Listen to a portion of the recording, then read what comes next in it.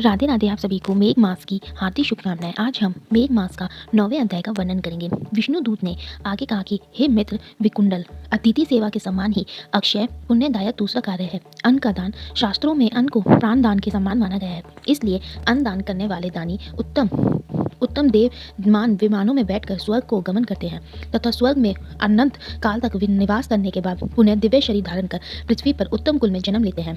वे सब प्रकार के सुख भोगते हुए भूपति हुआ करते हैं। इतना ही नहीं, ऐसे मनुष्य रूपवान, धनवान, ऐश्वर्यवान तथा धर्मदात होकर संपूर्ण सुखों से मुक्ति रहकर दीर्घ आयु तक पुत्र के साथ सुख भोगते हैं। देवदूत ने आगे कहा कि हे मित्र, जब राजा केशवरी ध्वज स्वर्ग का भोग पूरा कर पृथ्वी पर आने लगे तो धर्मराज ने उनसे पूछा कि हे राजन, पृथ्वी से लौटकर यदि पुण्य प्रति स्वर्ग में आना चाहते हो तो पृथ्वी पर जाकर अन्नदान अवश्य करना। हे मित्र, यह वचन मैंने स्वयं धर्मराज के मुख से सुने थे। जो मनुष्य गर्म ऋतु में जल का दान करता है तथा सभी ऋतुओं में अन्न का दान करते हैं, वह स्वर्ग में अनंत काल तक दिव्य सुखों को भोगते हैं। पहले किए हुए पाप से मुक्ति का उपाय बतलाते हुए देवदूत ने कहा, हे वैश्यराज, जो मनुष्य अपने मन का, वाचा का, कर्म का किए गए समस्त पापों को शस्त्र युक्त विधि से पश्चाताप करते हैं, उन्हें भी देवताओं की कृपा से उत्तम लोक की प्राप्ति होती है। इसी प्रकार गायत्री मंत्र तथा वेद मंत्रों का जाप करने वाले और धार्मिक कथाओं का श्रवण करने वाले भी उत्तम सदगति को प्राप्त करते हैं। व्रत एवं तप का अनुष्ठान करते हुए, जितेंद्र रहकर सत्य बोलते हुए जो पराये और दूषित अन्न का त्याग करते हैं, वह भी नर्क को भोगते हैं।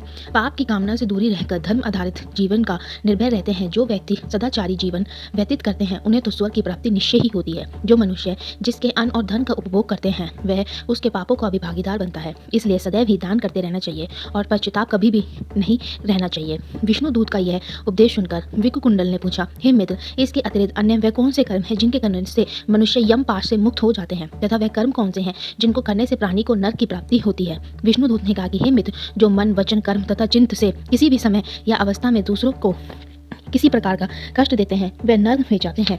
प्राणियों की लिए तुमने यह बहुत ही अच्छी बात पूछी है। प्राणी की हिंसा करने वाले मनुष्य को तप, जल, धन, यज्ञ, वेद पाठ तथा धार्मिक अनुष्ठान करके ही उद्धार नहीं होता।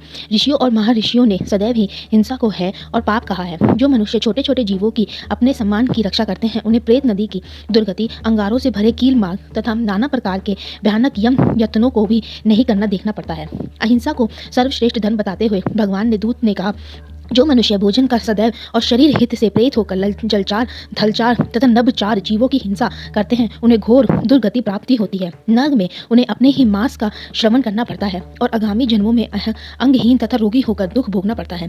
प्राणी हिंसा करने वाले दोनों ही लोगों में घोर दुखों को प्राप्त करता है। इसके विपरीत प्राणी हिंसा से मुक्त रहने वाले जो सर्वस्त्र सुख और अभय प्राप्त होता है, वह दुख रहित तथा भय रहित रहता है। जैसे सभी नदियों, नालों तथा झीलों का जल अपनी यात्रा पूरी कर समुद्र में समाप्त होते हैं, उसी प्रकार संसार के सभी धर्म अहिंसा से प्रारंभ होकर अहिंसा में ही समाप्त होते हैं। अतः ऐसे मनुष्यों को जो दोनों लोकों में सुख चाहते हैं, उन्हें हिंसा तथा अन्य पापों से अपनी रक्षा करनी चाहिए। इत्यादि श्री पद्म पुराण मेघ महात्म्य 9वां अध्याय समाप्त। बोलिए राधे राधे।